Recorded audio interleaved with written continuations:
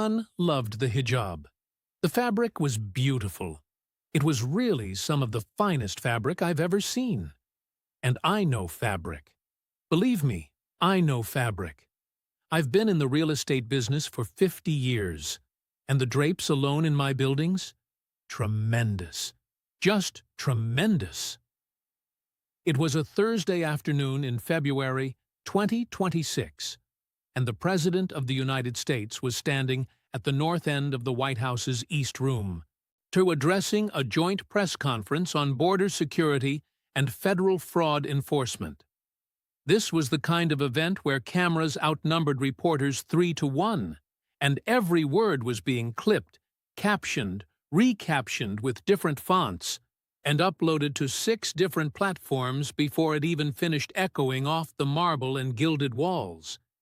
And it was then that he spotted the Congresswoman from Minnesota's 5th District, sitting in the 4th row with her arms crossed, wearing the composed, or slightly elevated expression of a woman who had decided that whatever was about to happen would be in her fundraising email by 9 o'clock tonight.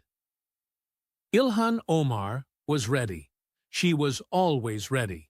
She had been ready since the AI-packed tweets in February 2019, since the "some people did something" clip went viral in April 2019, since she married her campaign consultant in March 2020, and since Republicans removed her from the Foreign Affairs Committee in January 2023.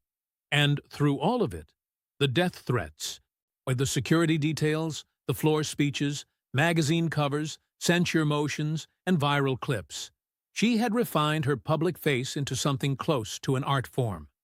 A weaponized serenity. Calm, precise, unhurried.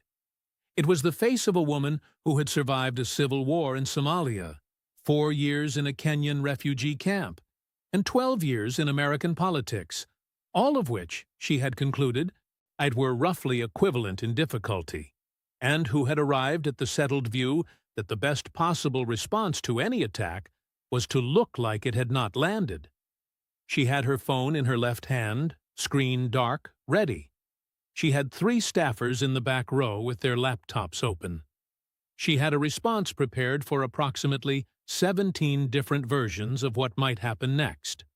She had 3 staffers positioned near the back wall with laptops, open browser tabs, and pre-drafted response tweets waiting in the composed window.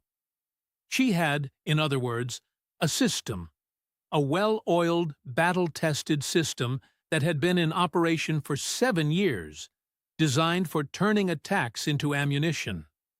What Ilhan Omar had not modeled, what her communications team had not stress-tested, what her political instincts had not processed, and what her confidence had ultimately, fatally, dismissed. He was the difference between being attacked by Donald Trump on Truth Social and being attacked by Donald Trump in the East Room of the White House. On Truth Social, Omar had been operating in her natural environment. She had response time. She had staff. She had a counter-argument machine that had been running continuously since 2019, converting every Trump attack into a fundraising email. Every Republican criticism turned into a small dollar donation. At every moment of controversy became evidence for the story she was telling her supporters about herself. I am the woman they are afraid of. I am the voice they cannot silence. Send $25. It had worked. It had worked brilliantly. In fact, her fundraising numbers after the committee removal in 2023 had been the best of her career. Her national profile had grown every single time Trump typed her name. She had learned through experience that Trump's attention was not a threat, and it was a resource. But the East Room of the White House was not Truth Social. In the East Room, on a Thursday afternoon in February, with 40 reporters already leaning forward, a dozen cameras already locked on, and the entire apparatus of the American political media already calculating the angle, the framing, and the narrative. That machine was not in the room. That machine was in the district office in Minneapolis. All that was in the room was Omar and Trump, and the country watching in real time to find out what happened when the most relentless verbal combatant in American politics decided to stop performing and start prosecuting. "Congresswoman," Trump said, and something shifted in his voice. It wasn't the rally voice, not the grievance voice, not even the mock grievance voice he used when he wanted to make people laugh. It was something quieter, more deliberate. The voice of a man who had been doing this for a long time and who, on this particular Thursday afternoon, had decided to do something different. "I've been wanting to have a conversation with you, a real one, in person. Not through social media, not through your press office, not through the fundraising emails. And by the way, I've seen the fundraising emails, very well written. My name comes up a lot. You're welcome." Light laughter rippled through the room. The Republican members of the press corps shifted forward, and the Democrats were already reaching for their phones. But I want to have a real conversation, because the people of Minnesota deserve one. You see, I've been reading, and I read a lot, a tremendous amount. People just don't realize how much I read about what's been happening in your state, in your district, and with your family's finances. And what I've been reading is, frankly, remarkable, and not in a good way, and I think it's time someone asked you about it directly, in a room, on camera, so the people of Minnesota, the people who sent you to Washington, who trusted you with their votes, who believed in your story, can finally hear the answers. He paused. The East Room fell silent, because right now, those answers were missing. To really understand what happened in the next 22 minutes, and to get why a joint White House press conference on border security suddenly became the most downloaded political clip of early 2026, racking up over 94 million views in 72 hours, and taking over every show from Hannity to Morning Joe. You have to understand something about both of these people. It's something the breathless media coverage rarely bothered to explain, because explaining it requires context, and context requires time. And time was the one thing the modern political media machine had decided it just couldn't afford. The first thing you need to grasp is that Ilhan Omar, by any objective measure, is a genuinely remarkable person. She arrived in the United States back in 1995 as a 12-year-old refugee from Somalia, after surviving a civil war that killed members of her own family, spending 4 years in a Kenyan refugee camp, and watching her country completely fall apart in ways most Americans could never truly imagine. And from that starting point, she built a life that led to a college degree, a seat in the state legislature, and eventually a seat in the United States Congress, becoming one of the first 2 Muslim women ever elected in American history. That is a real story. It is, in the most literal and undeniable sense, an American story. And anyone who dismisses it completely is missing something vital about what this country is capable of. The second thing you have to understand, the piece that set the stage for what happened in the East Room that Thursday afternoon, is that Omar had been in Congress since January 2019. For 7 years. 7 years representing Minnesota's 5th congressional district, which covers all of Minneapolis and some of its closest suburbs. 7 years as one of the most prominent, celebrated, and nationally known members of Congress. 7 years of magazine covers, speaking fees, documentary films, and international panels. 7 years of fighting. 7 years of tweets, press releases, floor speeches, and viral moments. And at the end of those 7 years, Minnesota's 5th congressional district, the actual physical place with real people living in it, had, by almost every single metric, gotten worse. The poverty rate in the 5th district was among the highest of any congressional district in the entire Midwest. The black residents of Minneapolis, who were a large part of Omar's base, were about 4 times more likely to live in poverty than their white neighbors, not because of some recent event, but because of conditions that had only gotten worse during her time in office. In 2021, the year after she loudly backed the Defund the Police movement, the homicides in Minneapolis spiked to 97, tying the city's all-time record from 1995, the same year the city got its most brutal nickname, Murderapolis. Before that, in 2019, Minneapolis had actually been on a real downward trend for violent crime. That trend had reversed, and badly. The City Council voted in June of 2020 to dismantle the Minneapolis Police Department. Supporters called it a historic reckoning. And then, the murders spiked. The businesses that had somehow survived the summer protests started to close down. People who'd loved Minneapolis their whole lives started calculating commute times to the surrounding counties. Some of them left. The ones who stayed were the ones who had no other choice. And those who had no choice were, overwhelmingly, the very same people who had sent Ilhan Omar to Congress. And then, there was the fraud. $9 billion in government money, child nutrition funds, health care clinic money, to daycare subsidies, food program dollars, had simply vanished from the state of Minnesota in one of the largest fraud schemes in American history. More than 75 people were charged, many already convicted, and most of them were from the very Somali community that Omar represented. All while this fraud was unfolding, as federal investigators built their cases, as fake daycares cashed government checks for non-existent children, and phony food programs billed the state for meals never made.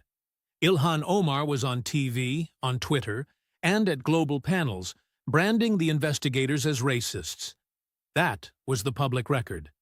It was like a ledger, just sitting on the table, waiting for someone to finally open it. "Come on up here," Trump said. And his tone had that uniquely warm quality of an invitation that was actually a dare. It was a tone his staff had heard countless times before, in rallies, boardrooms, courtrooms, and on debate stages. The kind of tone that signaled something was about to go down. And you could bet the cameras had better be rolling. "I want to have this conversation face to face, not from the 4th row. Right up here. Come to the microphone." Omar rose to her feet. She took her time, standing with the deliberate, unhurried calm of a woman who understood on a cellular level that in a room full of cameras, how you move is just as important as what you say when you finally arrive.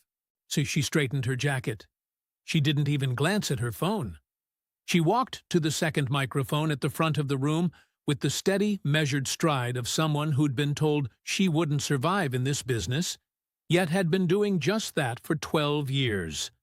And then she positioned herself just 3 feet from the President of the United States, looked him directly in the eye and said, "Mr. President, I appreciate the invitation, though I should note it's a bit easier to invite someone to a conversation when you're the one controlling the room, the microphone, and the cameras."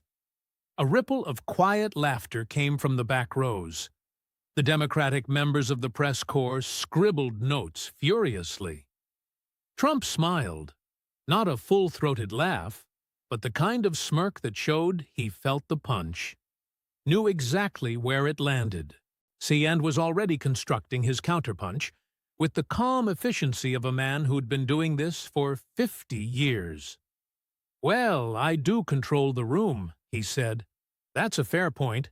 It is the White House, after all. I do live here. But the questions I'm about to ask you, those aren't my questions. They're not Republican questions. These are questions from Minneapolis. They're the questions that people in your own district have been asking quietly for a very long time. Yeah, and I figure today is as good a day as any to finally ask them out loud.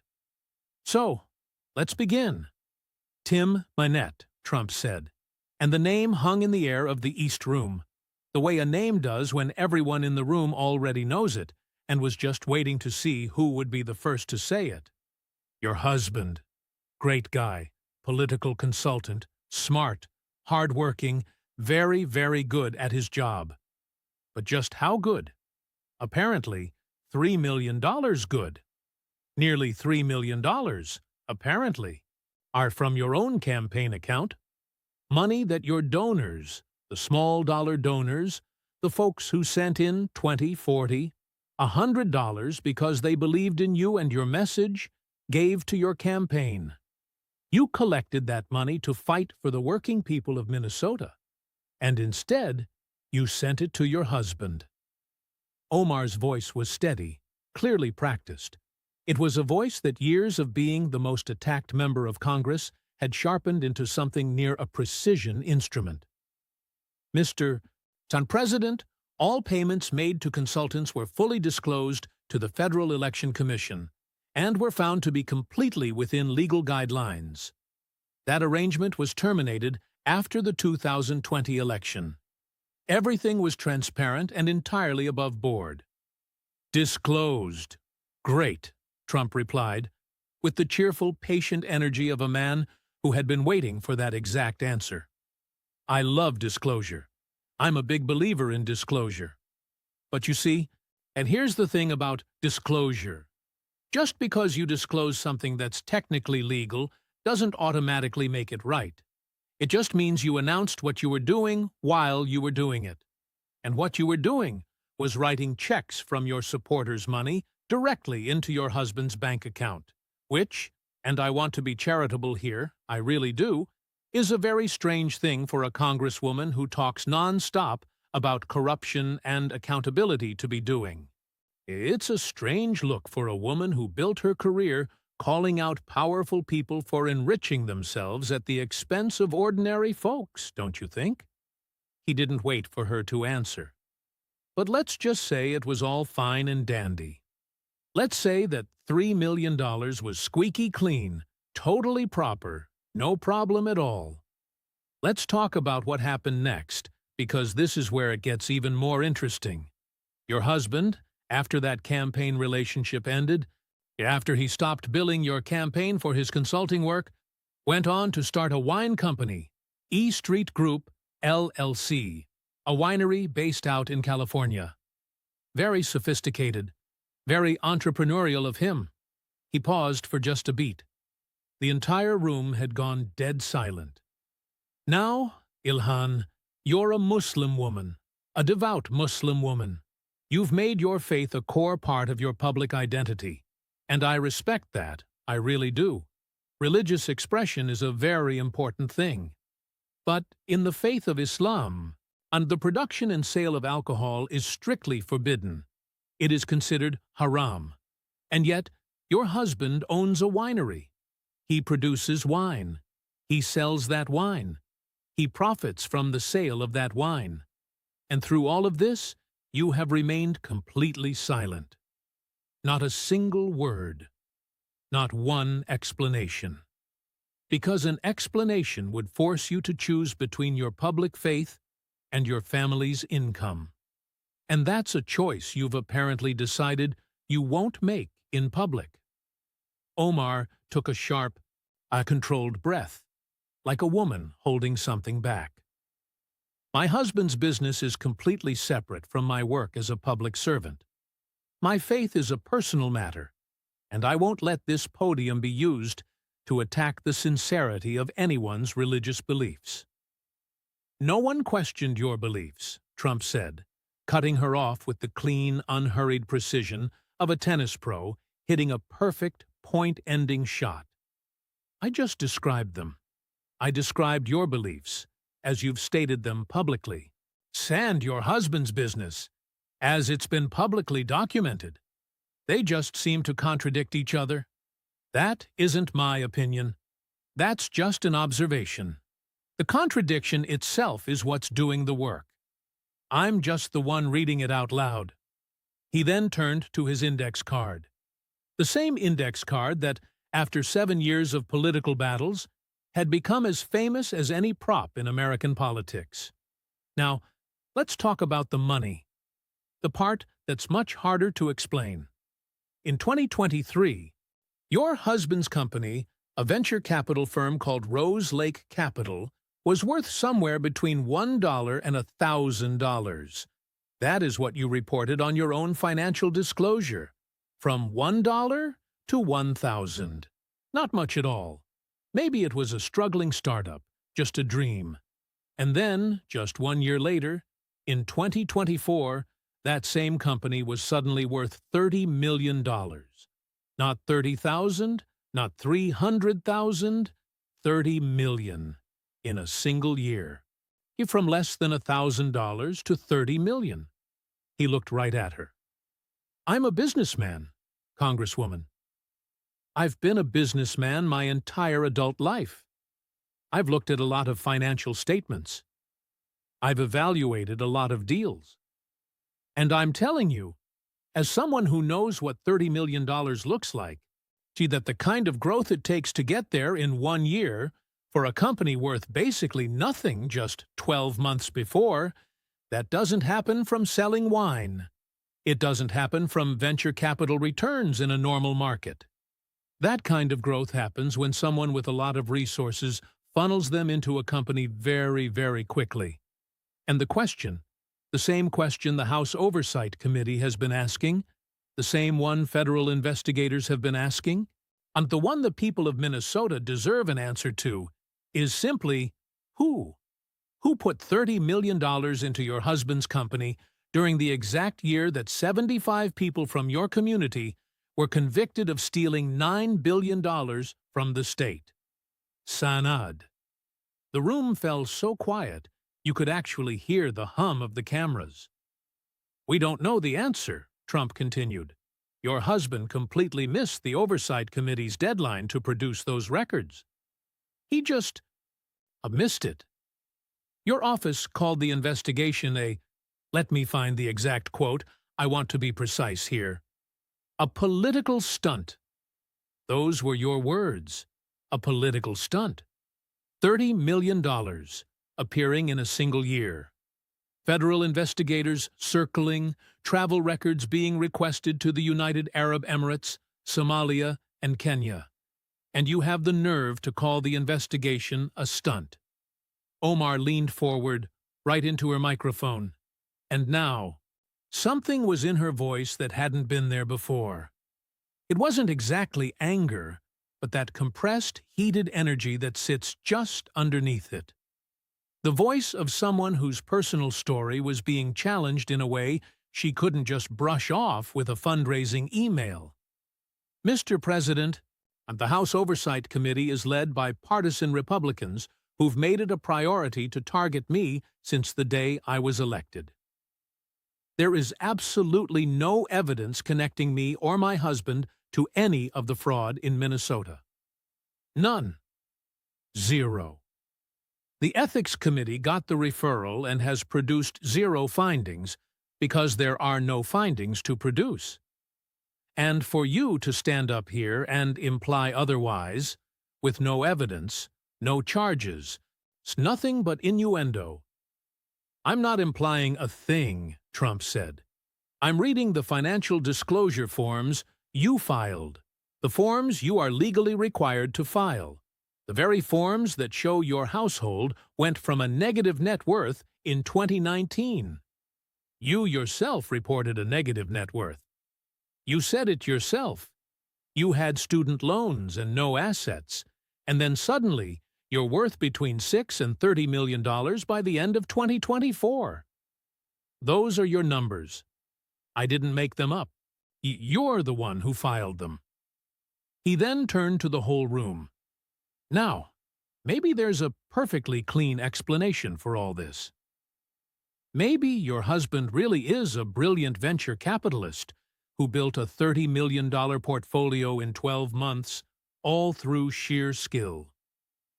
Maybe the investors are all legit, the records are all clean, and maybe the travel to 3 countries directly connected to a $9 billion fraud investigation is a complete coincidence. Maybe. I'd love to know. So would the Oversight Committee. So would the federal investigators. And so would the people of Minneapolis, who are just waiting for their congresswoman to simply say, "Here are the records. Here's where the money came from. Here's why my family went from being broke to worth $30 million, all while $9 billion was being stolen from your kids' school lunches." He paused. The silence hung heavy, making everyone uncomfortable. "We're still waiting," he said. But here's what I really want to talk about," Trump stated, his voice shifting for the third time in their conversation, moving from a prosecutorial tone to something softer, yet somehow more cutting. "Because the money side is one thing, and the Ethics Committee will make its decisions, and federal investigators will follow the evidence wherever it leads. That's their job. My job, right now, in this room, is to ask you about your job." He glanced down at the index card in his hand. "So you've served as the Congresswoman for Minnesota's 5th District since January of 2019. That's 7 years. 7 years in Congress. And over those 7 years, you've appeared on television approximately 10,000 times. You've conducted hundreds of interviews. You've spoken at conferences in Geneva. You've addressed the United Nations. You've even graced the cover of Time magazine. You've been the focus of a documentary film that played at the Tribeca Film Festival. You've even been in a Maroon 5 music video, which, honestly, I might be the most impressive item on that list. And I actually like Maroon 5. A few chuckles broke the tension. The tightness in the room eased just a bit, like a pressure valve letting off some steam before being sealed shut once more. During those same 7 years, right there in your district in Minneapolis, the actual city where real people live, the very people who elected you, these things happened. The poverty rate remained stubbornly high, among the highest in the Midwest. See, with black residents roughly 4 times more likely to live in poverty than their white neighbors. Homicides in 2021 reached 97, matching the city's all-time record, a record set back in 1995, a year they literally called Murderous Minneapolis. And that surge in homicides occurred directly following your movement. And I want to make this very clear.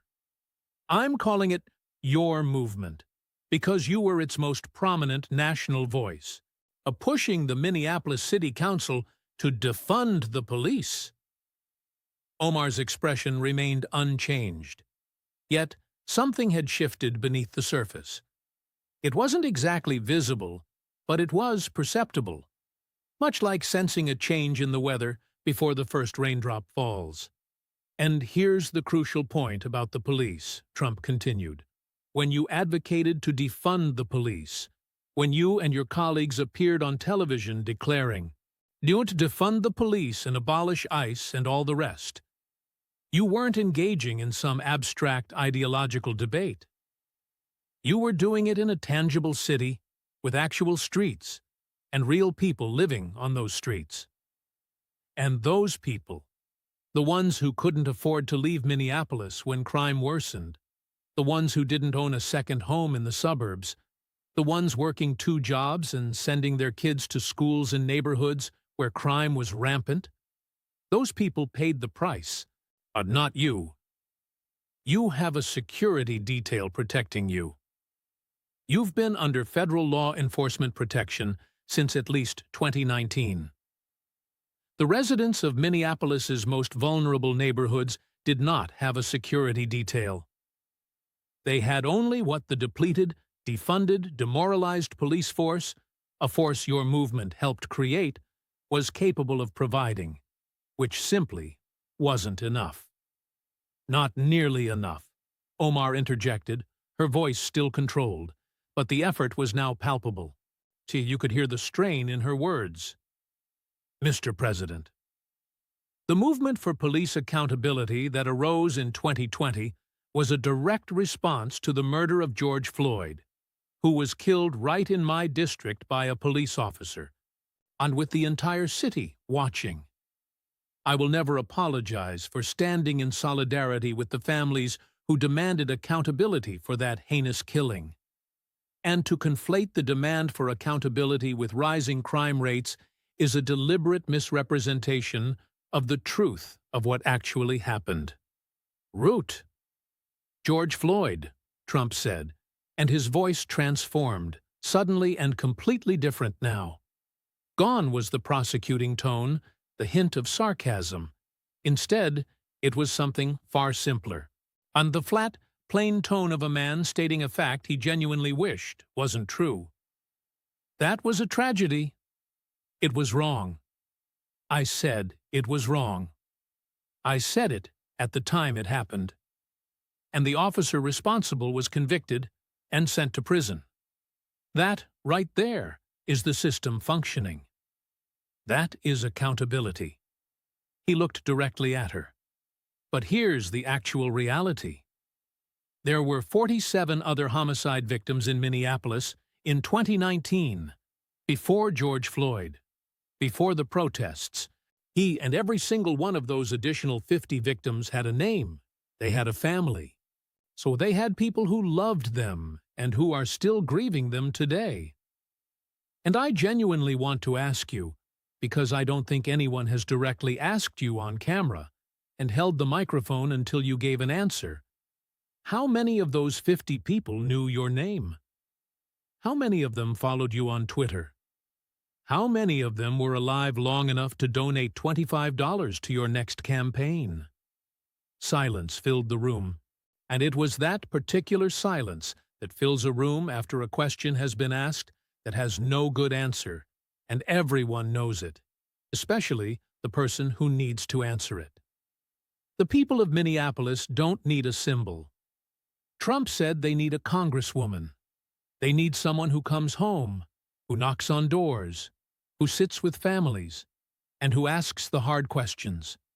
Why the fraud happened, why the money is missing, why the safety nets were exploited, and why $9 billion meant for children ended up in someone else's pocket. They need someone who says, "This happened in my district, on my watch, and I am going to do something about it." Not someone who goes on television to call the investigators racist. They need something real. Omar had been taking the punches the way she always took them, absorbing them, calculating, and waiting for an opening. She had been in tougher rooms than this. She had stood on the floor of the House of Representatives and read names into the record while her colleagues walked out. She had received death threats that forced her to change her route home from the Capitol. She had been called things in floor speeches that she would never repeat in front of her children. She had been through things that would have ended most careers. Yet, she was still here. And to her, the fact that she was still here was the most important political fact about herself. She now leaned forward into the microphone with the composed, deliberate force of a woman who had decided that the time for absorbing blows was over.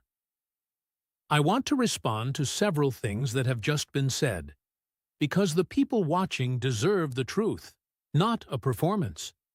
She looked directly at Trump, not at the cameras, but at him. My district is the 5th Congressional District of Minnesota. It is one of the most diverse districts in the United States of America.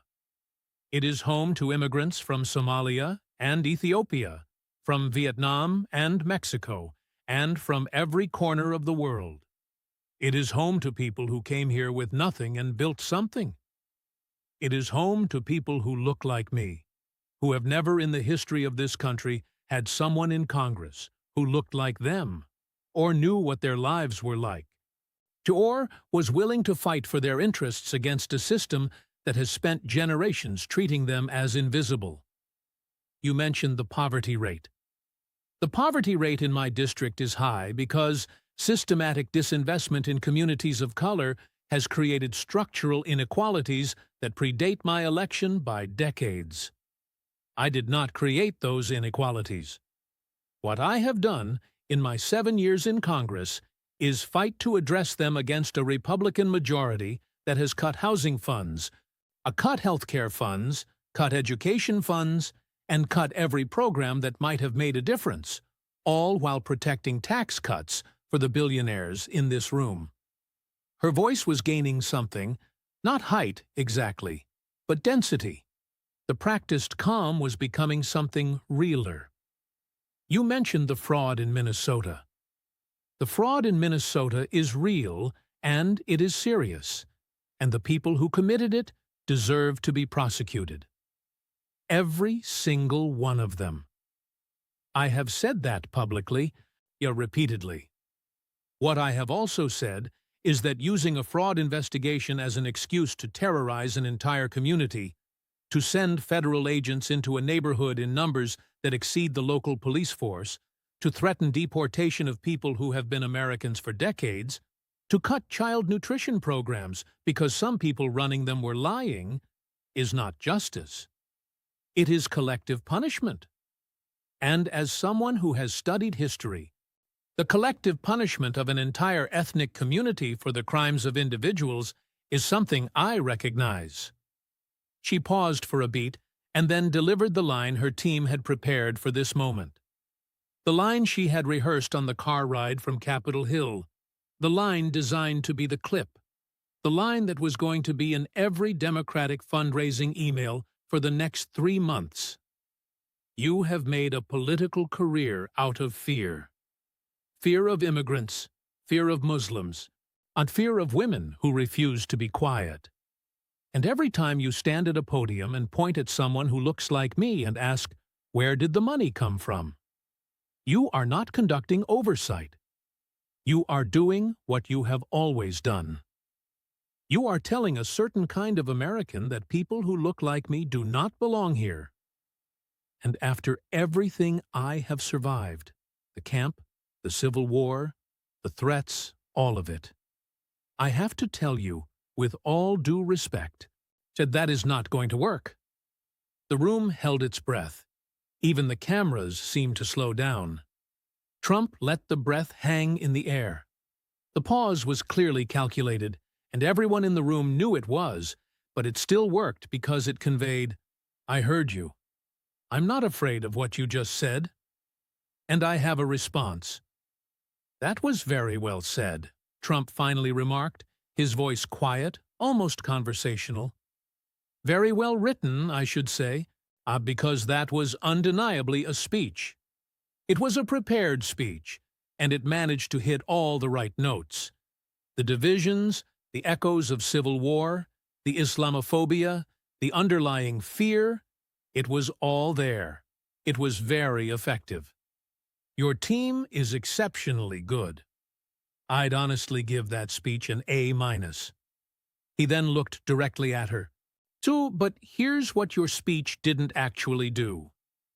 It didn't answer the question about the $30 million. The speech didn't explain why the Oversight Committee still hasn't received those records. It didn't tell the parents in North Minneapolis why the daycares their children were enrolled in turned out to be fake. And it certainly didn't tell the grandmother, whose food assistance was siphoned off by fraudulent invoices, why you spent more time on panels about Palestine than asking questions about where the money in your own district was going. You said the fraudsters deserve to be prosecuted. Fine. Agreed. Good. But what you didn't say, what you've never said, is, I'm sorry this happened in my district. I didn't see it coming. I didn't ask enough questions. And I will do everything in my power to ensure it never happens again. Instead, you claim the investigators were the problem. You called this collective punishment. You brought up Islamophobia. He slowly shook his head, not with his usual theatrical gesture, but with something closer to genuine weariness.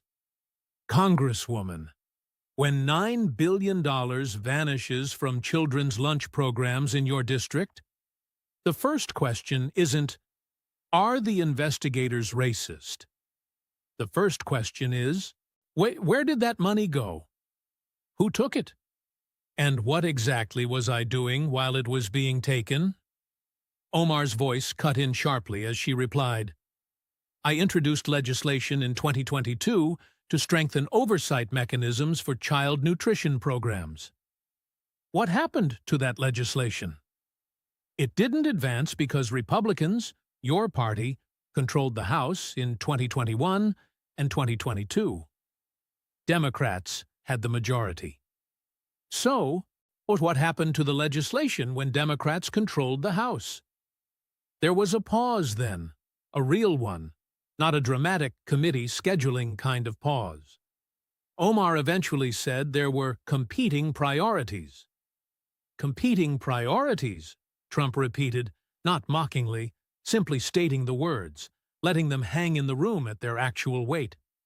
$9 billion being stolen from children. Competing priorities. I want to say one more thing, Trump stated. His voice had dropped even further, a quieter now, yet somehow, because of that, it felt louder, the way quiet things often are, because they demand the room leans in to listen. In March 2019, 7 years ago, you gave a speech to the Council on American Islamic Relations in California, and in that speech, you chose to describe the September 11th attacks. You described the day when 3,000 Americans were killed, the single worst terrorist attack in the history of this country, the attack that killed firefighters, our office workers, janitors, stockbrokers, and people from 190 countries who just happened to be in Lower Manhattan that morning. You described that attack as some people did something. The East Room became absolutely still. Some people did something, Trump repeated. He said it flatly, without inflection, without contempt, no hint of comedy. Just those words, hanging in the quiet air of the room. Some people did something. Now, I've heard every possible explanation for that phrase. I've been told it was taken out of context. I've been told she was discussing civil liberties, not about the attack itself. I've been told that the clip was edited. And maybe all of that is true. But here's what I personally know. A man named Nicholas Harris Jr. from New Jersey lost his mother in the World Trade Center that day. His mother's name was Frances. She worked for a financial firm, way up on the 88th floor of the South Tower. And on the 18th anniversary of that attack, Nicholas Harris Jr. stood at Ground Zero in New York City, right at the ceremony where they read the names of the lost. And he wore a shirt with those very words. Some people did something, printed on it. Then he looked straight into the camera and said, Today I am here to respond to you exactly who did what to whom. He looked at Omar, that man, that son, grieving his mother, and standing at the very place she died. He heard how you described the worst day of his entire life. He heard the words you chose, and he went to Ground Zero, wearing those words on his shirt so that you and everyone else would have to see them. Because as the son of someone killed that day, he felt some people did something, simply didn't do justice to what his mother went through. What 3,000 people experienced, what their families are still experiencing. A moment of silence followed. I'm not saying you hate America. I'm not saying you're not American. I'm saying that words truly matter. What I'm saying is, when you're a member of the United States Congress describing the attack that killed 3,000 Americans, you owe it to those 3,000 people and their families to find words that are adequate for what happened. And some people did something is not adequate. It has never been adequate.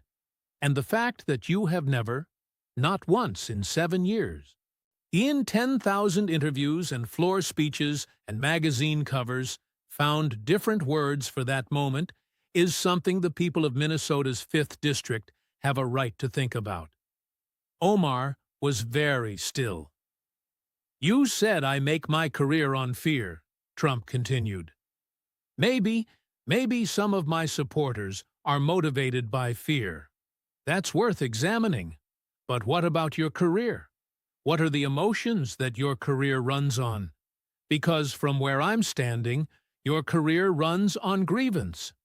On the idea that America is a place that has done terrible things to people who look like you, and that your job is to fight back against it forever, regardless of what is actually happening in the city and the district you were sent to serve. That's a powerful story. It resonates. It raises money. It fills arenas. I know I have a story like that too. But stories eventually have to connect to something real.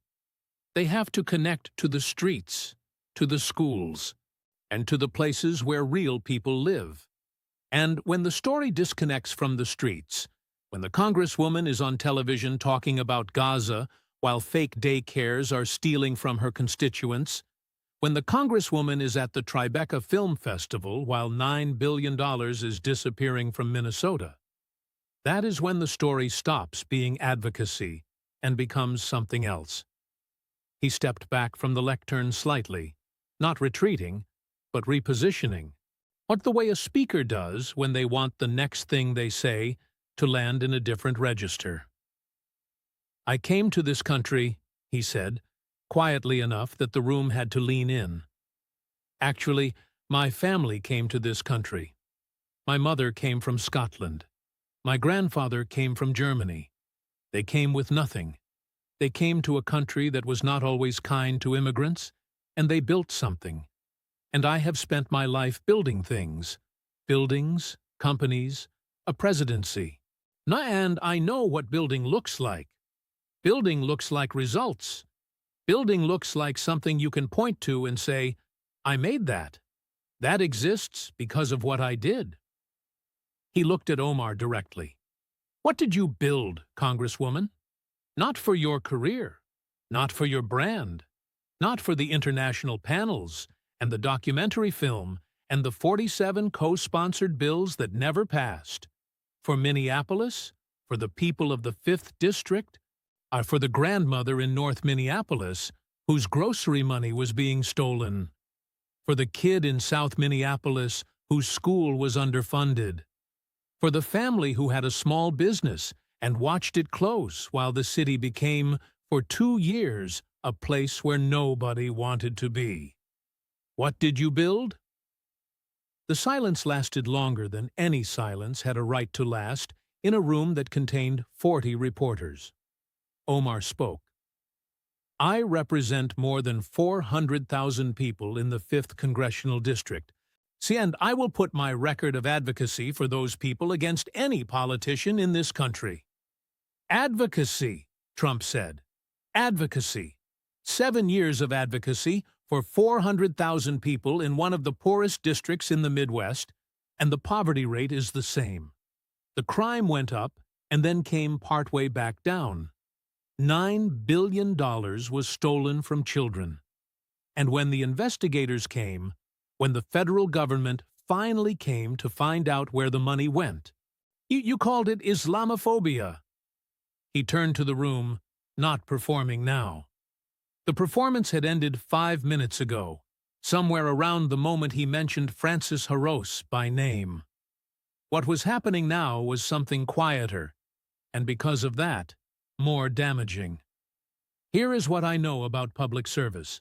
The people of Minneapolis's 5th Congressional District deserve a representative who wakes up every morning thinking about them.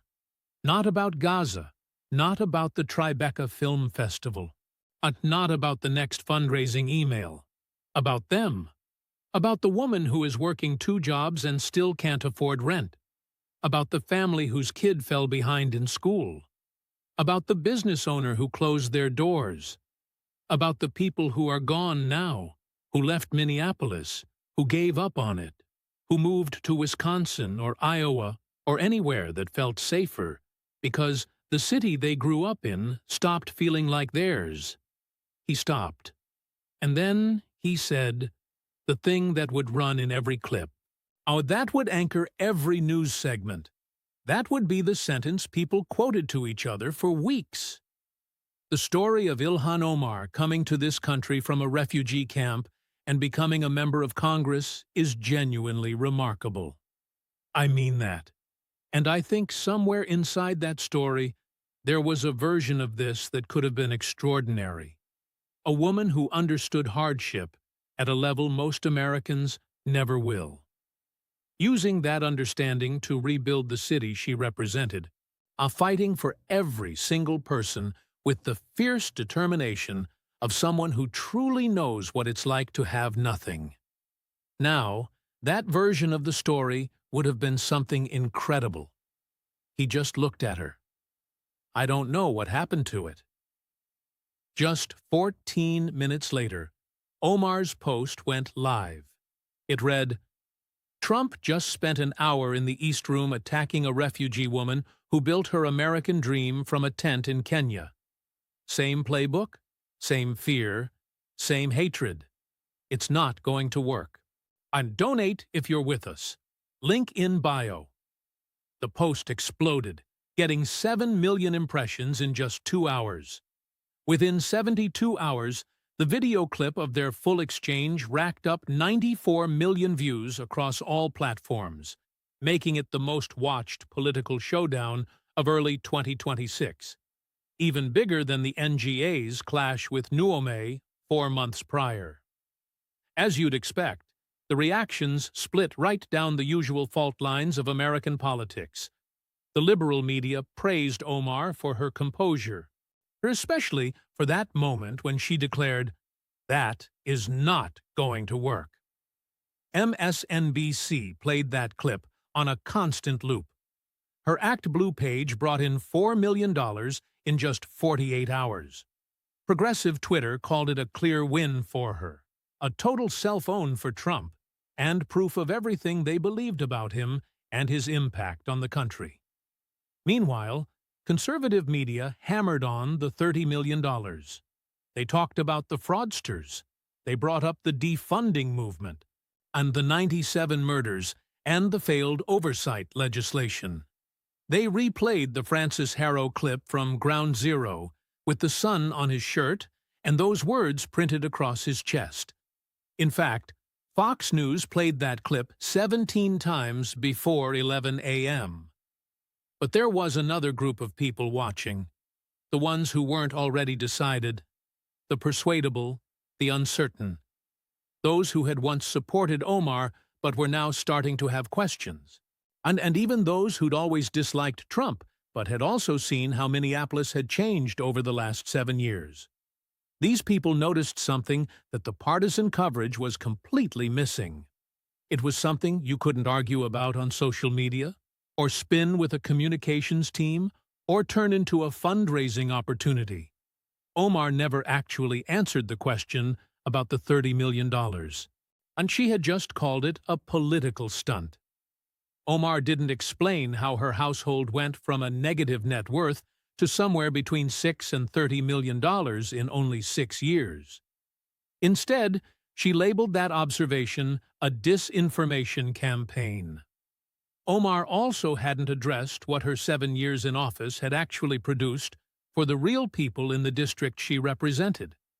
She had talked about advocacy, and when Trump asked her directly, on camera in the White House, on what she had built, her answer was that she had engaged in advocacy for 400,000 people, and that her record could stand against any politicians. Advocacy, 400,000 people, and 47 co-sponsored bills that never passed. Speaking off the record to Politico, a Democratic strategist delivered a line so good the reporter just had to publish it. They said, "The problem isn't that he attacked her on her identity. She's better at that fight than anyone in the country. And the problem is that when he asked what she'd actually done for Minneapolis, she had to talk about advocacy." And the people of Minneapolis know exactly what advocacy means. It means nothing changed. But there was another layer of damage, one that took a bit longer to become clear. For the past 3 years, Omar's entire political identity was built on one simple, electrifying idea. I am the woman they are afraid of. Every attack from Trump, every censure motion, every committee removal, every single controversy, she had turned all of it into proof of that idea, and it had been working. Her fundraising was incredible.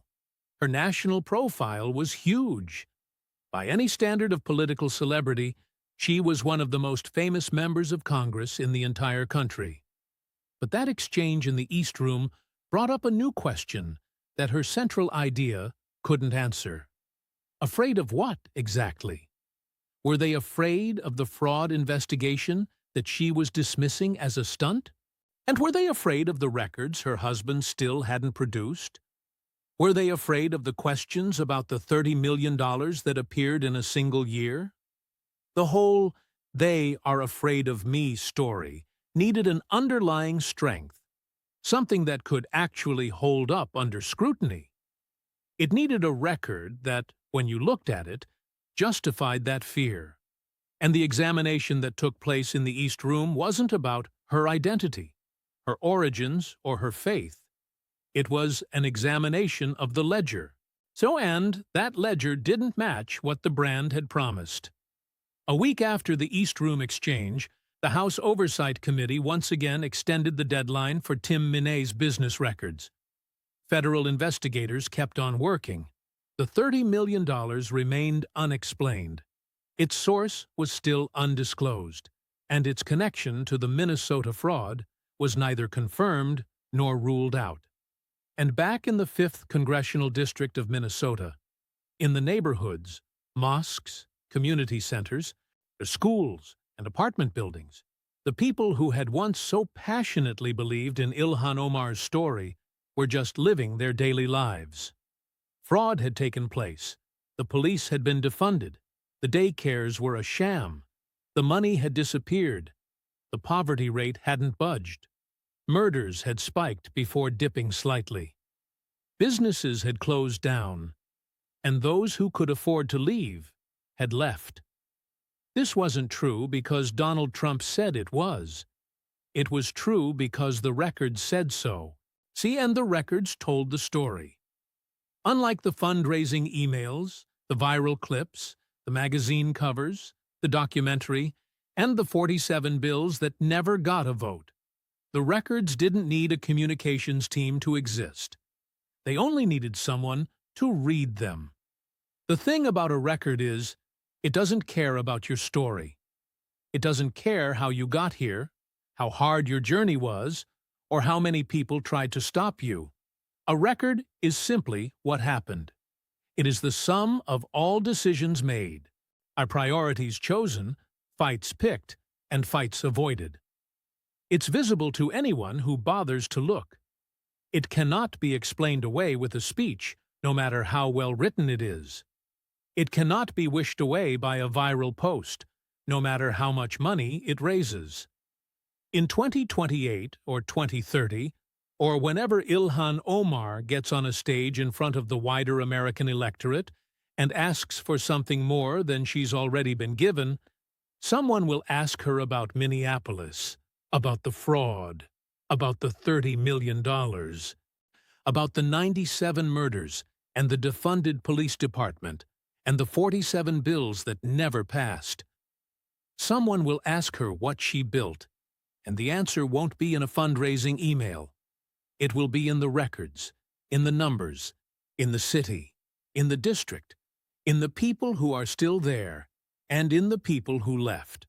Not because Donald Trump put those questions on the table, but because Minneapolis did.